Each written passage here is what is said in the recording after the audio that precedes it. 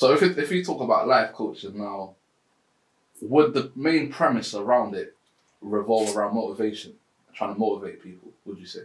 That could be the normal category. I don't like that. Right, so what's yours? Give you less on your mind, and so you can enjoy yourself more. Right. Less on your mind means motivation is not a real thing. Right, and this would come in the form of conversations. Yeah, so let's say most recently, who did I coach? So I had a conversation with someone who wants to have a full-time business, and they're unemployed right now, and they're not looking to create they're not going to go and get a job, basically. So I said to him, look, cool, you've been living this way for 2 years. Your business hasn't really grown. So what do you want to create? And they said, okay, I want to be earning this much money. So far I've made this much. I'm like, okay, can I offer a suggestion? They said, yeah. Now, I'm not going to come in here and motivate them because they don't need that. They can get that from a YouTube video. I'm not going to come in there and give them information. You could read a book. And just say, here's a suggestion for you. If you had a job, you'd value your time differently. And you wouldn't get cancellations in your diary because you would be doing your homework on people, making sure that if they book calls with you, they are qualified to spend time with you in your diary. It's not like I need stuff. That's deep. You're coming from I need stuff. That's why people are keeping you at arm's length. It's what I'm seeing and what I'm hearing in your language. The way you're speaking your world into existence is based on if I don't get this thing, I'm fucked. That you can't get from a book. You can't get that from a YouTube video. You ain't going to get that from motivation. That's deep. You're only going to get that from me deeply listening to how are you creating the world you live in. Because how you see your world, this is your seeing eye, these are your looking eye. Third eye, yeah? This is your seeing eye. Yeah. Your mind's eye. I hear that. Your looking eyes. That is literally the third eye, bro. The mind is the third eye, bro. How you see your world becomes your world. That's a fact. So if my listening from how I see my world is I need something, then how I see my world, like that's I need stuff.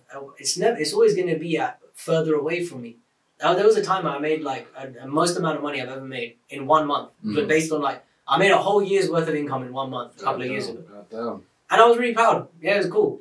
But because my listening was I need more or more is more, it wasn't enough. It lasted a couple of seconds, and I was like, "Fuck, I need more."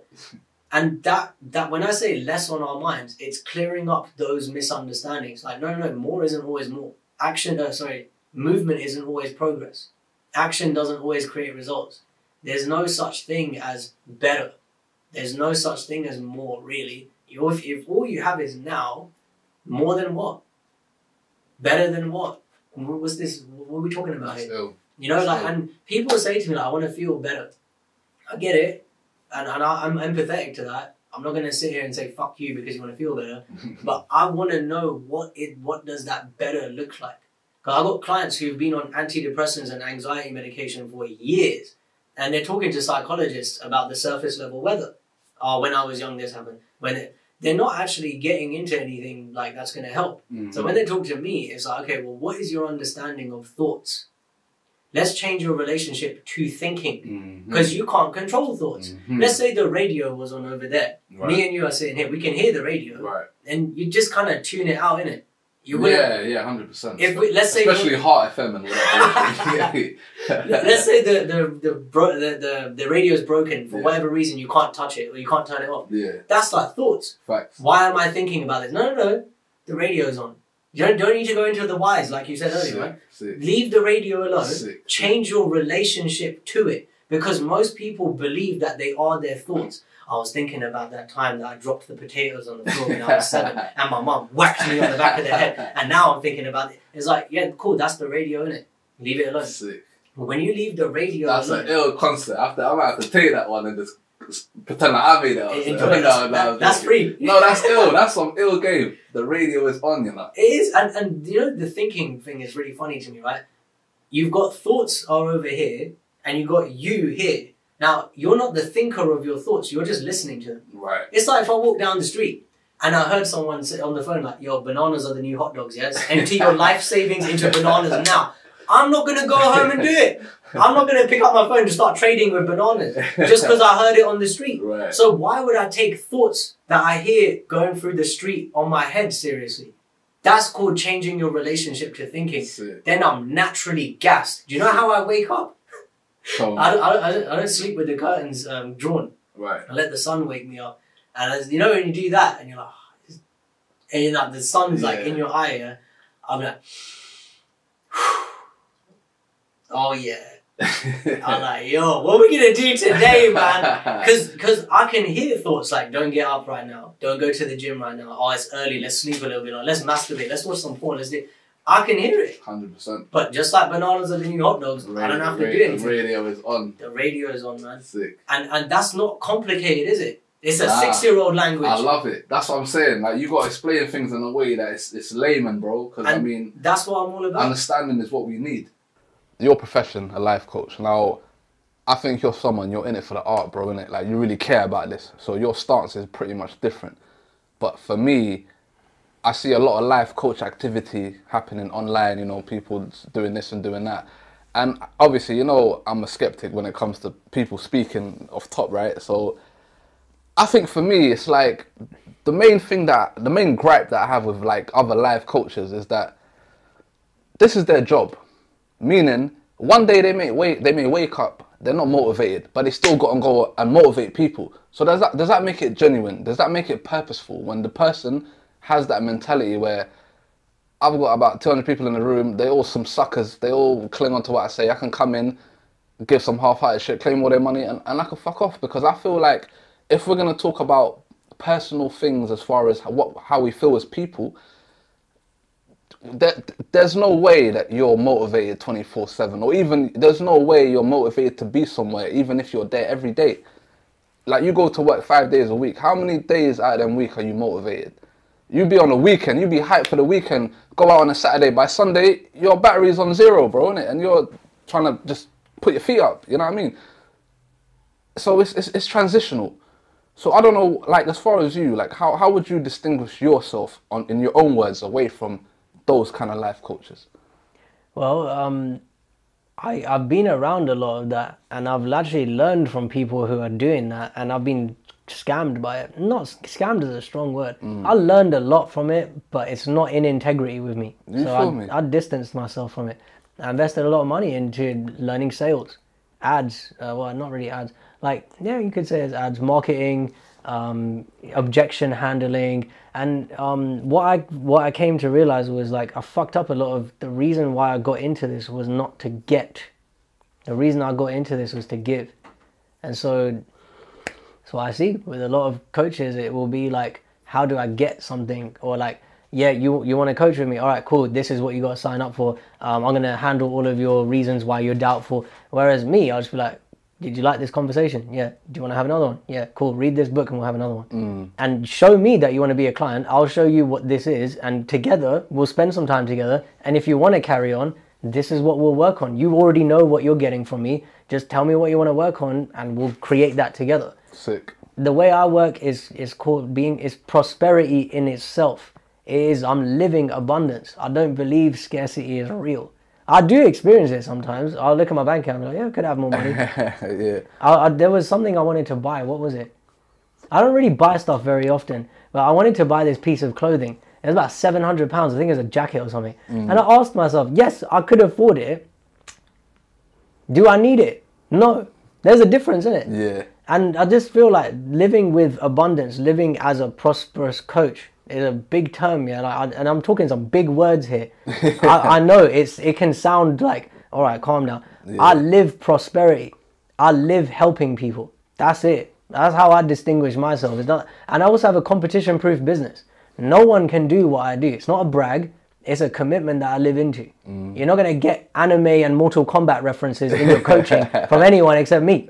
I know that for a fact. That's ill. But yeah, you ask anyone who knows me, they'll say Sachin really lives that shit. No, I mean, obviously I've just met you like today, but I'm getting that vibe, bro. Obviously I've been consuming your material for a couple of weeks now, but I'm getting that vibe fully. Mad, like, it's crazy. I was going to say as well, we talked earlier about heart versus brain, right? I got another little comparison, not comparison, but another little verses in it. But if we think about advice versus insight, ooh, love that. You feel me? Because I'm not a believer of advice, because that's coming from such a one-dimensional place. You should do this. Nah, bro. Insight. The climate of what you are is this. Meaning you have this option or you have that option or that. And it's on you to make a decision. Because in life, we only literally have one thing, in my opinion. I'm going to go on a limb. We have one thing. And that's a decision. That's the only thing you got in this world, bro, that you can actually hold. And because everything revolves around a decision. You made a decision to come here today. You made a decision for what clothes you're wearing, what food you're going to eat. Right there, you get me? And it's like, insight is what you have to offer people, not advice. Because advice is just too one-dimensional. And you could be advising someone to do the wrong thing. When we talk about insight now, that's more engaging. Because if I tell you what the climate of whatever we're talking about is, you're more inclined to come in and be skeptical. Oh, nah, but you know, there's also... You know what I mean? We can have a better conversation with insight. So I don't know, what's your take on those two things there? Well, the funny thing is I pay for both. So I pay my coach, my life coach, he's my business coach. He does everything holistically with me. His name's Ankush. Right. I pay him for insight. It's not really advice. I love insight, bro. Like, I can't get enough of it. Me too. Personally. My page is called Sachin's Insights. Ew, bro. You get me. Trust me. And then I got advice. So my mentor, one of my mentors, he's 74 years old. It takes him an hour to answer a question. I pay him for advice.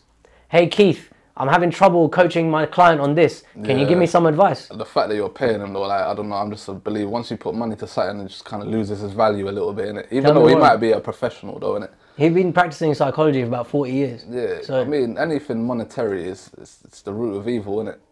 What makes you say that?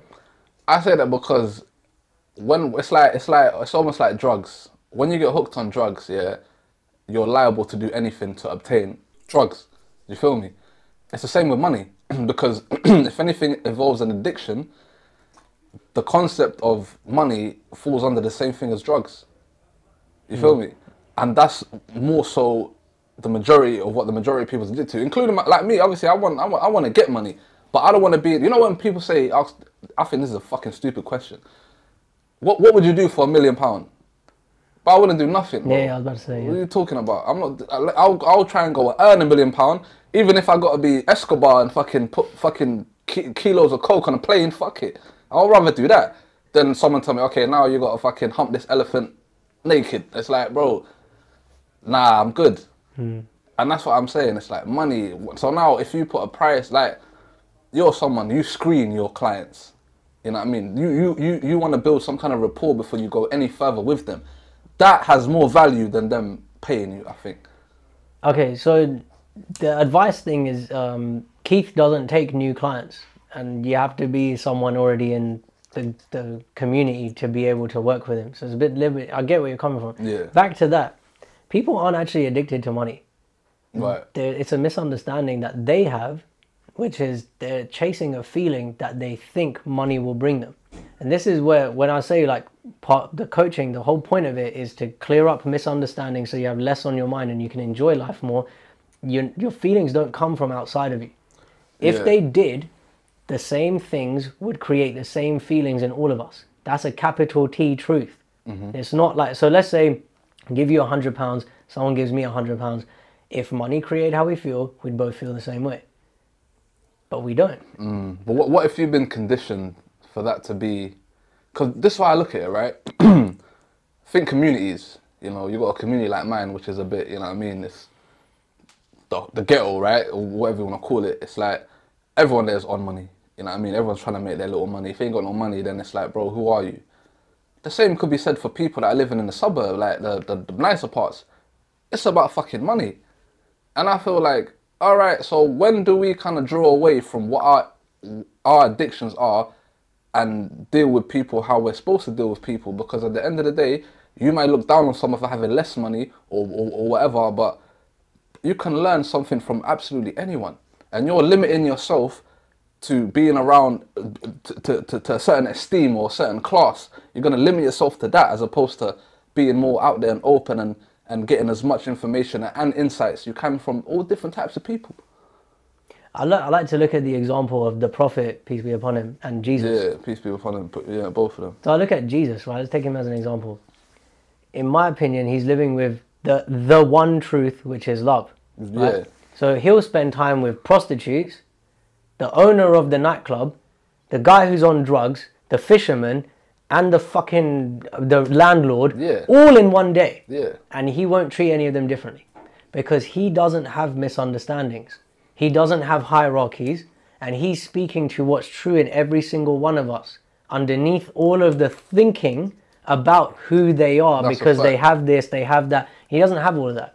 Neither did the prophet, peace be upon him. He doesn't have this thing that we have, and that's why he was described as not human, because we have those flaws, but we don't have to. That's, in my opinion, this is what Islam was teaching me. Hey, Sachin, you got a lot of these misunderstandings and weird shit about she's hot, treat her differently. He's got no money, treat him differently. this. They weren't doing that. Yeah. It's not an ideal, oh yeah, it would be nice. No, it's a commitment. Do you want to live into that? Because if you do, then you're free. When people have addictions to stuff, it's not the stuff they're addicted to. I met a kleptomaniac, someone who loves stealing things, right? Yeah. I said to her, what's the feeling you get from stealing? And she goes, it just gives me a momentary rush and I forget about stuff. I'm like, what's the stuff that you're trying to forget about? And deeper and deeper and deeper. And all it comes down to is I'm trying to get away from my thoughts. The radio's on and it's really fucking loud. As soon as you get away from that, she don't want to steal anymore. She learned to change her relationship with the radio. It's the same thing with people who have a bad relationship with money. Me included. As soon as I would get money, I'd get rid of it. Yeah. Because my conditioning was having too much money will turn you into this person in my family who I don't want to be like because they're fucked up.